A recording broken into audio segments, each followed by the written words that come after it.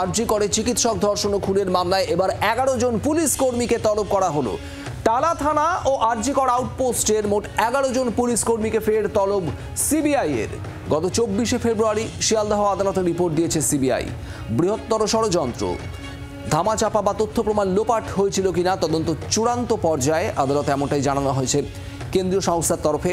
শীঘ্রই সাপ্লিমেন্টারি চূড়ান্ত রিপোর্ট দেওয়া হবে আদালতে, এমনটাও জানায় সিবিআই। সিজিও কমপ্লেক্স থেকে আমাদের প্রতিনিধি সৌমেন ভট্টাচার্য রয়েছেন আমাদের সঙ্গে, সরাসরি যাব সৌমেনের কাছে। সৌমেন, 11 জন পুলিশ কর্মীকে তলব করা হয়েছে, ঠিক কি কারণে তাদের তলব, কি জানতে চায় সিবিআই?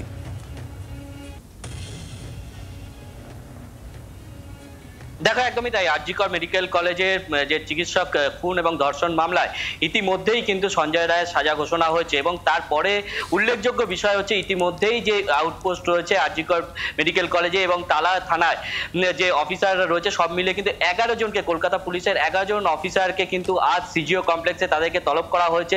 এবং যেমনটা জানা যাচ্ছে যে সঞ্জয় রায়ের সাজা ঘোষণার পরে তারা কিন্তু যে এর পেছনে কোনো বৃহত্তর ষড়যন্ত্র ছিল কিনা, কারণ বিভিন্ন মহল থেকে এবং তার পরিবার, চিকিৎসকের পরিবারের তরফ থেকে বারংবার যে অভিযোগ করেছিল যে পুলিশ বেশ কিছু তথ্য ধামাতা চাপা দিচ্ছে, যে তদন্ত সঠিকভাবে হয়নি। এই যে বিভিন্ন মহল থেকে বিভিন্ন সময় যে প্রশ্ন উঠেছে এবং সেটাই কিন্তু উল্লেখযোগ্য বিষয়। তারপরে যেমনটা দেখা যাচ্ছে যে আজ কিন্তু সিজিও কমপ্লেক্সে কলকাতা পুলিশের 11 জন অফিসারকে তাদেরকে কিন্তু তলব করা হয়েছে, তাদেরকে জিজ্ঞাসাবাদ করা হবে এবং ফাইনাল চার্জশিটের আগে কিন্তু যেমনটা মনে করা হচ্ছে খুব উল্লেখযোগ্য বিষয়, যেমনটা বলছিলে যে এই 11 জনকে কিন্তু জিজ্ঞাসাবাদ করা হবে যে সেদিনের ঘটনা নিয়ে যে বেশ কিছু বিস্তর যে প্রশ্ন উঠে আসছে, যে ধামাচাপা, এবং আমরা যেমনটা দেখেছি বিভিন্ন সময় যে প্রশ্নের মুখোমুখি হতে হয়েছিল যে সিসিটিভি থেকে ধরে এবং বেশ কিছু তদন্ত প্রমাণ লোপাট হয়েছে কিনা, এই বিষয়গুলোই কিন্তু সিবিআই জানতে চাইবে এবং 11 জনকে কিন্তু আজ তলব করা হয়েছে এবং ইতিমধ্যেই কিন্তু যেমনটা জানা যাচ্ছে যে আর কিছুক্ষণের মধ্যেই কিন্তু সিজিও কমপ্লেক্সে তারা কিন্তু হাজিরা দেবেন বলে সূত্র মারফত জানা যাচ্ছে।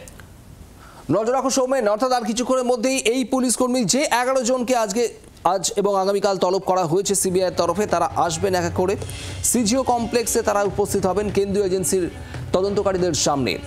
আর এ নিয়েই কি বলেছেন আরজি কর আন্দোলনের অন্যতম মুখ চিকিৎসক অনিকেত মাহাতো, শোনাবো আপনাদের।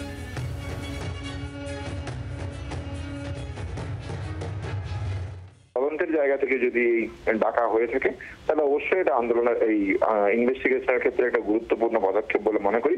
কিন্তু যতক্ষণ না সঞ্জয়ের সাথে আর কারা এই জায়গাটাকে কমপ্লিট হচ্ছে এবং এভিডেন্স চেম্বার বা হাসাব কার নির্দেশ হলো, কেন হলো, কারা করলো, এই জায়গাটা সম্পূর্ণরূপে পরিষ্কার হচ্ছে, ততক্ষণ অব্দি আমাদের আন্দোলন যেভাবে চলছিল ঠিক সেইভাবেই চলবে।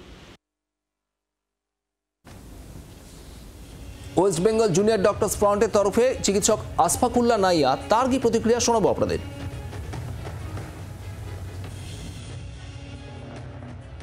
মূল অভিযুক্ত হিসেবে যার নাম এসছে সে একজন সিভিক ভলেন্টিয়ার, সে একজন পুলিশ কর্মীদেরই একটা অংশ।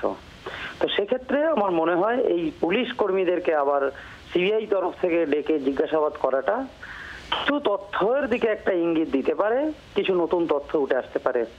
আমরা মনে করি ইনভেস্টিগেশন যথাযথ এখনো পর্যন্ত হয়নি। যথাযথ ইনভেস্টিগেশন হলে যে বা যারা এই ঘটনাটা ঘটালো, এরকম জঘন্য ঘটনা, এবং যে বা যারা এই ঘটনা ঘটার পরে চাপা দেওয়ার চেষ্টা করেছে তারা প্রকাশ্যে আসবে। আমরা মনে করি ইনভেস্টিগেশন আরো হোক, ইনভেস্টিগেশন হওয়ার দরকার আছে।